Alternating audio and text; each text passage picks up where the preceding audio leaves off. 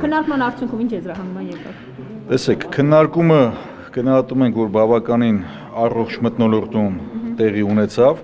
Մենք հասցրեցինք լսել եւ մեր գործընկերների մտահոգությունները եւ կարծիքը եւ ինչ առաջարկություններ են ըստ էության իրենք անում եւ մեր գործընկերներն էլ հասցրեցին լսել մեր խմբակցության падգամավորների եւ փորձագետների կողմից մեր մտահոգությունները եւ մեր վերլուծությունները։ Հատկապես 4 քաղաքական ուժերի հետ կապված էր ձեր մտահոգությունը եւ մտահոգությունը եւ ինչ է զգացում։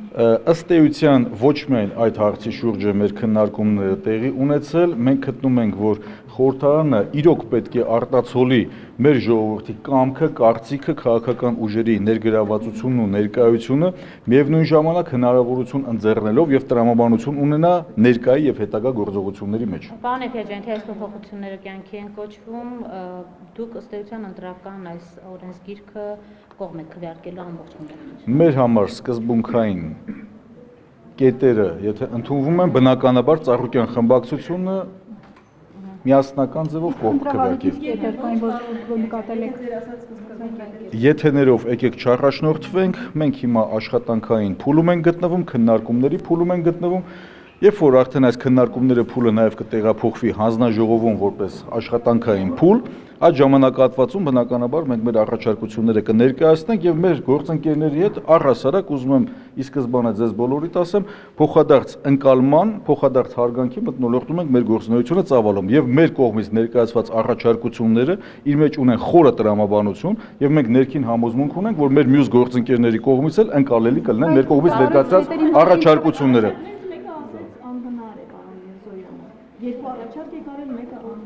Տեսեք, քննարկումների փուլում գտնվող հարցերը չեմ կարծում, որ տեղին է համարել հնարավոր է թե անհնարին է։ Գործընթացը նոր է սկսվել եւ գործընթացը երբ որ կհասնի իր ավարտին, նոր կհասկանանք ինչն է հնարավոր եւ ինչը անհնար։ Պարոն Էփիաջյան, Արարատ Մուսյանը նշեց, որ 4-րդ ուժի հետ կապված 2%-ի շուրջ համաձայնության եք եկել։ Չկարծում որ ցածր շեմ է, ինչու։ Ըստ էության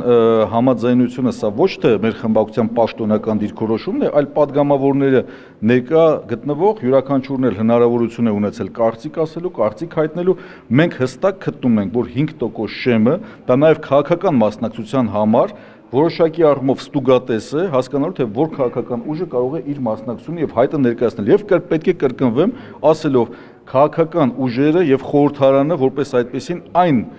տեսլականը պետք է առաջ քաշի եւ այն ներկայությունը պետք է ապահովի, որ ժողովուրդը իր պահանջը պետք է ձևակերպի։ Արհեստական բոնուսներով մասնակցություն ապահովելը մենք արհեստական մասնակցություն են քաղաքական ստեղծելու։ Դրանից բխող մնացած արհեստական գործընթացներից եւ Հաջողելու է արդյոք նոր ընտրական օրենսգրքով գնալ ընտրությունների ձեզ։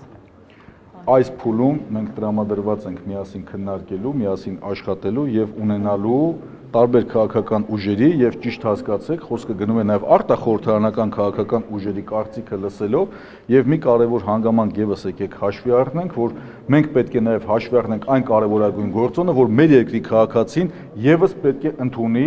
այս ընտրական օրենսգիրքը որպես հիմնական խաղի կանոնի փաստաթուղթ։ Պարոն Էփիաջյան, սկզբունքային է Ծառուկյան խմբակցության համար նոր օրենսգրքով գնալը, թե հնով էլ հնարավոր է ու կարելի է։ Հնի հետ կապված այնուամենայնիվ կիրառության մեջ դնելուց հետո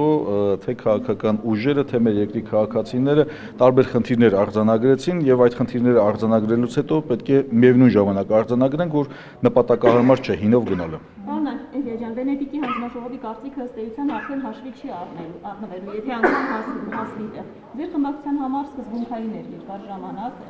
Նաիրա Զոհրաբյանի հայտարարություններից դատելով։ Այս պահին ինչ իրավիճակը։ Տեսեք, մենք այս հարցերի հետ կապված բազմաթիվ առիթներ ունեցել ենք խոսելու, ընդ որում Բարգավաճ Հայաստան կուսակցության ներկայացուցիչներով Ծառուկյան խմբակցությունը իր անձնական տարբերակներ է ներկայացրել ընտրական օրենսգրքի եւ Վենետիկի հանձնաժողովի բնականաբար գործառույթները շատ կարեւոր են եւ այս ժամանակահատվածի համար մենք պետք է քննարկենք եւ հասկանանք որքանով հնարավոր կլինի նաեւ իրենց փորձագիտական եւ մասնագիտական եզրակացությունը լսելու։ Այս պայմանությամբ մենք նախնական տեղեկություն ունենք, որ նրանք ավելի շատ հենվելու են միևնույն ժամանակ քաղաքական առումով թե Հայաստանի ներքաղաքական դաշտում ինչպիսի մոտեցում կա տվյալ օրենսդրական նախաձեռնության հետ կապված։ 6 ամիսը սկզբունքային չի լինելու, ընդունելուց հետո։ Տեսեք, Վենետիկի հանձնաժողովի դիրքորոշում հայտնելու ինձ լիազորություն չեմ վերապահում ներկայացնելու։ Պարզապես այն տեղեկությունները, որ ես ունեմ, ձեզ ներկայացրեցի։ Շնորհակալ եմ։